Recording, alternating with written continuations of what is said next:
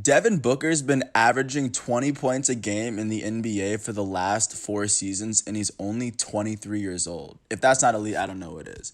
How you guys doing? I'm James Sims. It is Tuesday, June 2nd, 2020 here in this quarantine. And before I really get into Devin Booker, of course, you know me, I'm just going to go into a little bit of the background, just give you a bit of just give you a little bit of a picture for the kind of player that he is. Of course, I guess he measures out at about 6'5", 215 pounds. I mean, he fits in that shooting guard position kind of well. He plays well off ball. He's one of the NBA's best catch and shoot shooters, probably one of the best pure shooters, pure scorers in the NBA.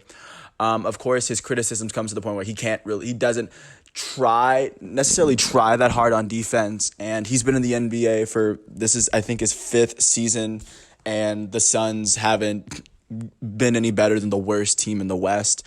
So those are a lot of criticisms. The team isn't getting better despite Devin Booker putting up better numbers. So there are questions asked about whether him being added to a team really makes a team that much better. And after 5 years, you start to question whether it's the Suns or whether it's Devin Booker. So that's kind of the situation with Devin Booker. He's an elite, amazing player, but the questions come down to, does he really make your team that much better? But the question of, is he an elite basketball player? It's a definite yes. So a little bit of inside Devin Booker. Devin Booker was rated as a 5-star high school prospect coming out of Grand Rapids, Michigan. He would then commit to Kentucky on what would be known as one of the most stacked college teams in history. So that Kentucky team in the 2014-15 had, of course, the Harrison twins. It had Willie Cauley-Stein, Devin Booker coming off the bench, and of course their star in the middle, who ended up being the number one pick in the next draft, was Karl Anthony Towns, a player who I will cover probably tomorrow. But that's the situation that Devin Booker was in. And at Kentucky, even though he averaged 21 minutes a game, he would average 10 points, 2 rebounds, and an assist, while shooting 47% from the field, 41% from three, and 83% from the free throw line. And even though he wouldn't start for a lot of the games for Kentucky, the further they got, and this Kentucky team was very built from top to the bottom, and they almost pulled off a 40-0 season, but they lost in the semifinals to Wisconsin, who would then go on to lose to Duke that year. Kentucky was very, very close to pulling off an undefeated season, and Devin Booker did play a big part of that, even though he came off the bench. So for that draft, in the 2015 draft, he would be picked in the lottery still. He'd be picked 13th overall by the Phoenix Suns over players on his team that weren't necessarily drafted that high. But, of course, Kentucky had a really good draft that year, and the Phoenix Suns, they seized an opportunity by seizing the second team All SEC player, who was also the SEC sixth man of the year naturally, because he was that good. So as a rookie for the Suns, at 19 years old, he would average 13 points, 2.5 rebounds, 2.6 assists, shooting 42% from the field, and 34% from three, and 84% from the free throw line. So, of course, at 19, he was doing really what he could as someone who was picked lower in the lottery. But, of course, he was making a name for himself. He wasn't the player that he was now, and people weren't really taking notice. And I want to say in 2016, he was named to the all-rookie first team, which is still a very good accomplishment for someone that wasn't even starting on his college team the year before. In his second season, he would go on to average 22 points a game, 3 rebounds, 3 assists, almost a steal, shooting 42% from the field, 36 from three, and 83 from the free throw line. And I want to say this is the year that he scored 70 in a game, and he was only like 21 years old at the time. He was either this year or the year after. But considering he came close to dropping, or he came close to Kobe's record, or he came close to Kobe's 81, despite only being 20 years old. And that's when Devin Booker started being recognized as an elite young scorer, as an elite individual talent. But, of course, the question started rising. Like, he's only 20 years old. Yes, we get it. But is the team getting better? And over the next 3 years, he would go on to average at least 25 points in those. I guess his third year, he averaged 24.9. Whatever. I'd round that up to 20 to 25. He would shoot 43% from the field, 38% from three, and 87% from the free throw line. I think that year he was the 3-point contest champion. He's either that year or the year after. But he still wasn't named an all-star because, of course, he played only 54 games, and people were questioning as to whether he makes his team that much better. His age 22 season, which was the 2018-19 season, he would average 26 points a game while averaging 4 rebounds and 7 assists a game, shooting 47% from the field, 32% from three, 33% from three, and then shooting 87% from the free throw line. And then this season, before it got stopped, in the 62 games that were played, he would average 26.1 points, averaging 4 rebounds, 6.6 assists, shooting 49% from the field, 36 from three, and 92% from the free throw line. And Devin Booker was named to his first All-Star game in his age 23 season. So as of right now, as of this quarantine, Devin Booker is an elite basketball player.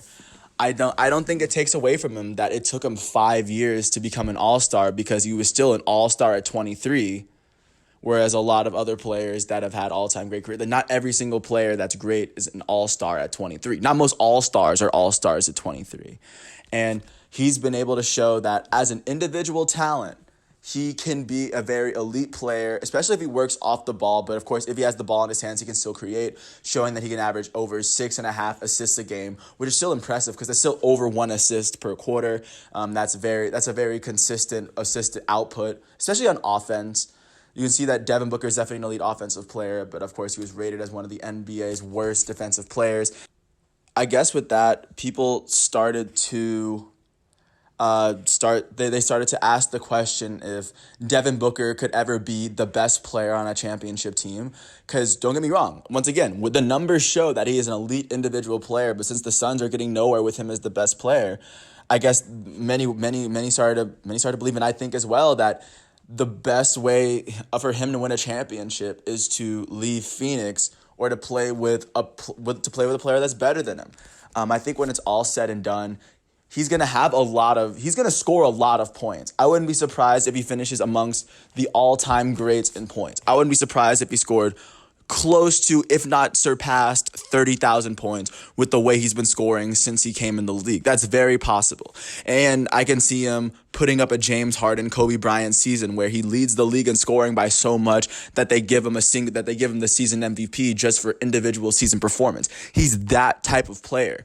But considering the Suns haven't stayed out of the lottery, and they've had to bring, and with the help they've brought him, the Suns haven't gotten that much better. I think the best course of action for him is to play with someone around his age that's better than he is.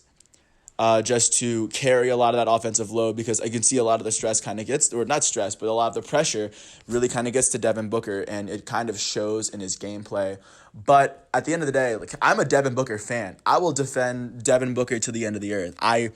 I appreciate what he's done, and I understand the circumstances that he's been in. Ever since he got to Kentucky, he's been basically a Cinderella story. 6 men from Kentucky usually don't go on to be all-stars in the NBA. So, I mean, he definitely deserves a lot of credit in that aspect.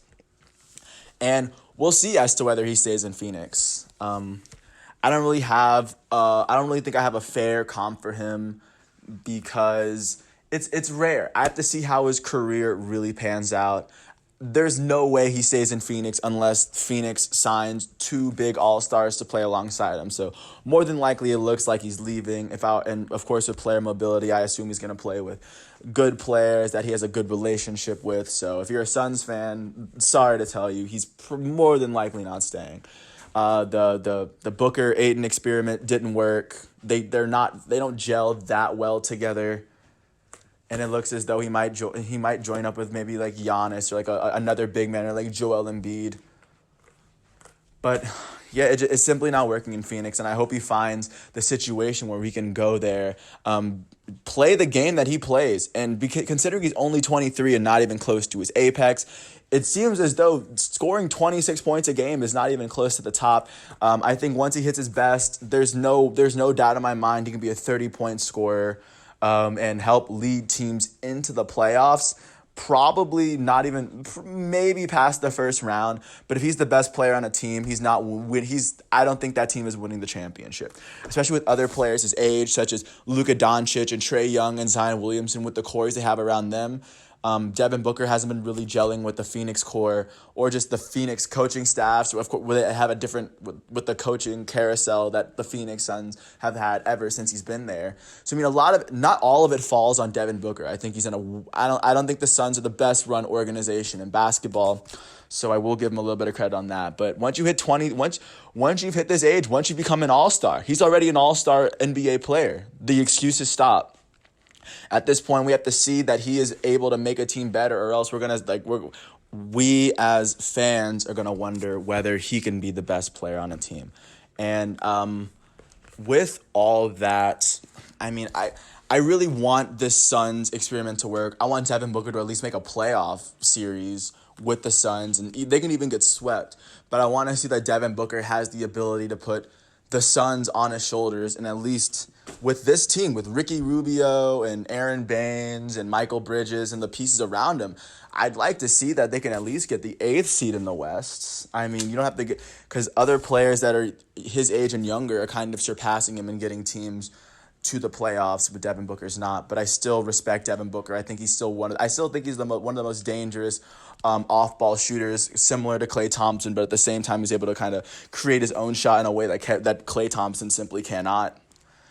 But yeah, I mean, at the end of the day, there's no way in throwing out these. I feel like there's no point in throwing out these hypotheticals. He's a career that we have to really just watch and see.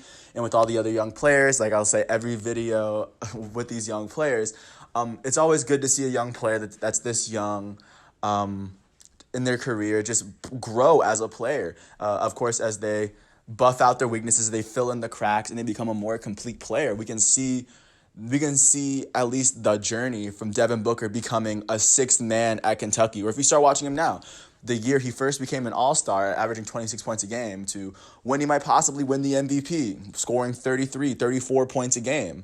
Like, he's that kind of player. He hasn't shown that he's a championship best player and a championship team caliber player. The core built around him hasn't really been or you can say they've kind of underperformed. They haven't necessarily reached their potential, and I don't think they're going to. I think this experiment isn't a success, and Devin Booker should probably find somewhere else. But at the end of the day, the question of, is Devin Booker an elite player? As of right now, June 2nd, 2020, yes, there's not a question. There shouldn't be a question in any NBA fan's mind that Devin Booker is an elite player. But the question is whether he can be a superstar that can help lead his team to a championship. So with that, I really appreciate you listening to all 13 minutes of this. I do love Devin Booker, I really, really do, but I'd like to see more from him. He's played on the Suns for 5 years, and he hasn't gotten them to the playoffs once or even really close. So with that, I'm just going to sign off. Peace and love, and I'm out.